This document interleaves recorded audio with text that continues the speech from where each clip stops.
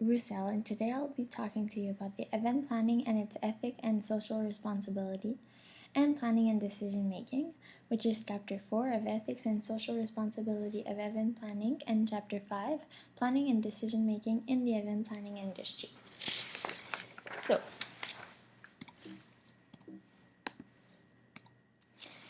first of all, ethics, as stated in the management book, is a set of moral principles or values that defines right and wrong for a person or a group. In every industry, career, workforce, and organization, ethics is present in the daily day-to-day management function. This is true for the event planning industry, where an ethical management is crucial since communication is at its peak. From communication with the suppliers, link companies, employers, and customers, event planning must manage its firm in an ethical manner, meaning their behavior conforms to society's accepted principles of right and wrong. Workplace deviance must be avoided since the direct contact with all the primary stakeholder is at its finest, and since the public image and the media are the secondary stakeholders and often quite involved in the event planning industry. Therefore, a faux pas and a workplace deviance would have devastating repercussions with this widely spread social network, creating a bad reputation and brand image for the firm. From events such as the Grammy Awards to local events like the Festival d'été, all these events are televised and highly publicized. Whether it be minor or serious and interpersonal or organizational, all deviances have an impact on the firm's external and internal results. Production and political deviance have an internal impact on the firm, while property deviance and personal aggression have internal and external consequences. These repercussions also depend on the ethical intensity of the issue, where individuals' reaction evaluate this intensity. This intensity will determine the 6 factors that contribute to ethical intensity, which are the magnitude of consequences, the social consensus, the probability of the effect, the temporal immediacy, the proximity of the effect, and the concentration of the effect. Ethical issues such as the allowance of black Afro-Americans at the Olympic, or the invitation of homosexuals and transgender at the Oscars and Grammys, and high Americanized events are present. Such ethical occurrences have a proximity of effect that is almost instantaneous.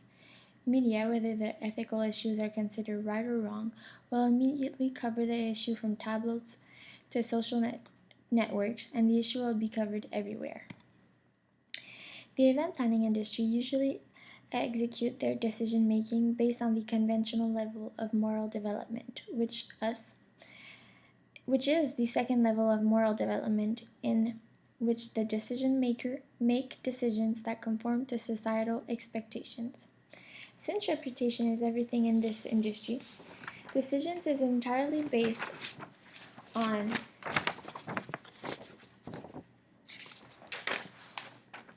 others and what they think. Also, in the event planning, the principles of ethical decision making would depend on the ethical issues exposed to the firm. However, the principle of personal virtue would be the most common principle. Why? According to the management book, this ethical principle holds that you should never do anything that is not honest, open, and truthful, and that you would not be glad to see reported in the newspaper or on a TV. This is particularly true to this industry where media is continuously present for the marketing and results of the events depending on their magnitude. To assure the ethical integrity of your firm in event planning, all your employees should be ethical workers. To assure that all the members of your team are ethically correct, overt integrity tests or personality-based integrity tests can be executed to obtain a tangible proof of the level of ethic your employees acquire. A reliable supervisor and leader should overlook their event planning workers since they contribute to the image portrayed to the shareholders of the event. In event planning, the social responsiveness would focus more on the accommodation strategy when committing an ethical issue, since the response will also be published in any media form accessible. So for Chapter 5, Planning and Decision Making in the Event Planning Industry. Well, first of all, event planning says it all. Planning is in the job itself. Therefore, planning choosing a goal and developing a strategy to achieve that goal is primordial. Hence, before organizing an event, you have to establish the goals, develop commitment in this project event, develop effective action plan, track the progress in the event organization, and always maintain flexibility to adapt any changes and delay that may occur. Even last-minute SMART goals, goal commitment, and action plan is essential to the event's success, since timing and the actual plan presented to the client is what makes the contract accessible. The presentation to the client must be well planned so the client has a clear idea of what the event will consist of beforehand of planning the event. It is crucial for the organizers to carefully listen to the customers so they know what they want and what they expect. From music concert to wedding planners, all events have a clientele to please. Therefore, it is important in the event planning industry to have a strategic plan, a clear vision and mission statement, and a policy and procedure to follow for every event. Every event has expenses to cover in decoration, location, extracurricular services such as sound system, DJs, tickets, gifts, and workers to make the event success. This being said, a budget should be implemented that follows the client's limit. When unexpected problems occur, whether it be the cancellation of an artist at a music festival or the out-of-stock material decoration for a flamboyant party, a rational decision-making has to be made to come up with the best solution possible in very short time lapse.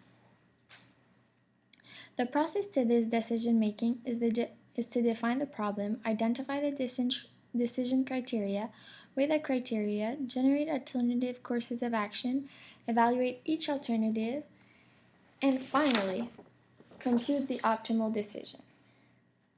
Event planners will always try to maximize which is to choose the best alternative. However, sometimes, with a limited time left available satisficing, choosing a good enough alternative has to be chosen, which is better than having an existing problem. Since event planning has a clear result, which is the day of the event, group storming is an additional bonus since more ideas and better decisions happen. The group technique that should be used in event planning is the Domino group technique, since it is a decision-making method that begins and ends by having group members quietly write down and evaluate ideas to be shared with the group. A leader should be attributed to the group so a better planned direction takes place. Brainstorming is also crucial for the event planning decision-making process. Group members build on another's ideas to generate many alternatives as possible. This allows the client to be able to choose from a multitude of ideas and to see all the options it has available. An idea will be more complete when brainstorming is done. This way, the event will be at its best on whichever aspect and factor it comprehends. So to conclude, this is how ethics and social responsibility, as well as planning and decision-making, relates to the event planning world, which contributes of Chapter 5 and Chapter 4 of the Management book. Here is the links for all the images in the PowerPoint. Thank you.